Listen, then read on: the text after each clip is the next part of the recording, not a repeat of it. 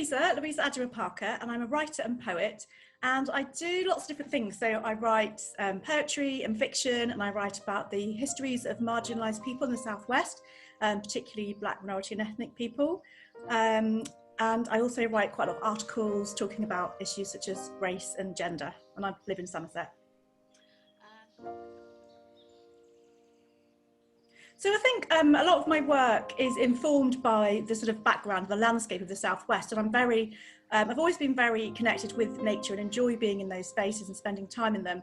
And I think that my work sort of more recently has been getting more connected with nature and trying to support other people to write about the beautiful natural environment that we live in.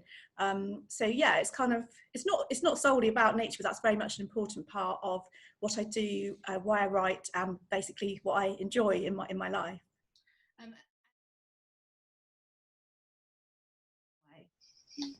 I think that during the pandemic, nature was the only thing that really kept me going. So when it first happened, I was completely, like everyone else, I was completely overwhelmed, really scared, didn't know what was happening. And I just made myself get up off my chair, to turn the computer off. I walked down the road and I discovered that I was living 5 minutes away from this beautiful countryside. I didn't even know. So I climbed over a stile and I walked in these fields, and I stood in that space and I sort of felt like everything is going to be okay. And when I'm in this space in the countryside and listening to the birds and watching the bees and watching the trees and watching the seasons change as they did, because I kept sort of going the same walk for quite a long period of time, and I saw, the land change and become more bountiful, and it was just amazing. And it just really helped me feel as though this is what life is about. And normally when I'm really busy and doing loads of stuff and rushing about, I don't make enough time to spend time in nature. But because of the circumstances, I sort of had to, and I was so grateful, because it really kept me going through a really difficult time. I think that COVID and the whole situation has sort of opened my eyes to the importance of nature, and as it did for lots of us. When we were confined in our houses, we wanted to be outside, we wanted to be in green spaces and have fresh air. And I think I would like to think that I will continue to make sure I spend good amounts of time in the natural environment.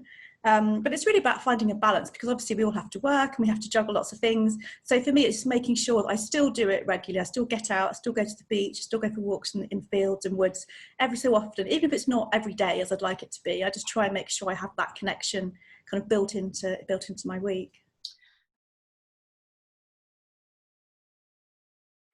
I think the only thing that really I can think of at the moment is what's during the pandemic at the beginning. When I walked up to the top of this hill, I wrote a poem about it, and I sort of stood at the top of this hill, and I felt as though I was going to take flight, and I imagined myself soaring up into the sky with these roots that kind of grew out of my feet and trailed down and touched the land and went all the way through the earth to the core.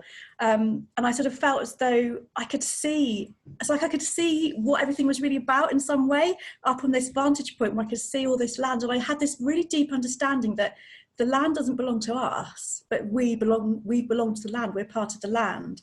So that was quite a sort of imaginative and magical experience, which really helped me think.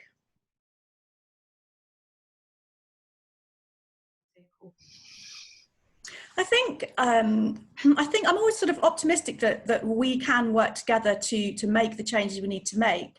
I also feel optimistic that I also have a sense that the earth itself is a living being, and we need to work in harmony with it.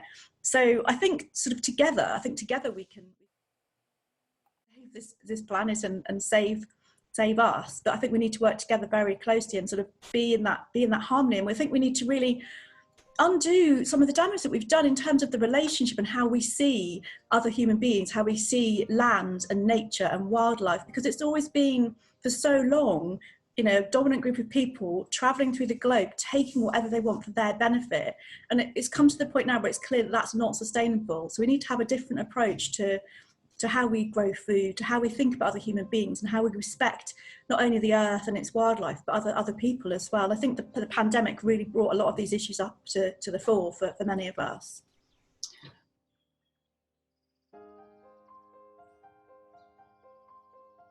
Yeah, so my challenge for the workshop participants is to go for a walk in nature and take with you a pen and paper. And what I'd like you to do is do some mindful writing. And I think this is a really nice exercise, because mindfulness, as you must know about mindfulness, is about paying close attention and being in the moment. And that's very much what writing is about as well. So the two work really well together. So when you're walking in your chosen place, if you can pay attention and write down just notes, it doesn't have to be anything fanciful or detailed, but write down notes on what you see, what you hear, what you smell, what you touch, and maybe even what you taste if you decide to pick forage or pick anything that's edible. And also write down how you feel, or what feelings come up being in this space, being in nature. And then when you go home, look at what you wrote, and maybe you'll turn it into something else, maybe you won't.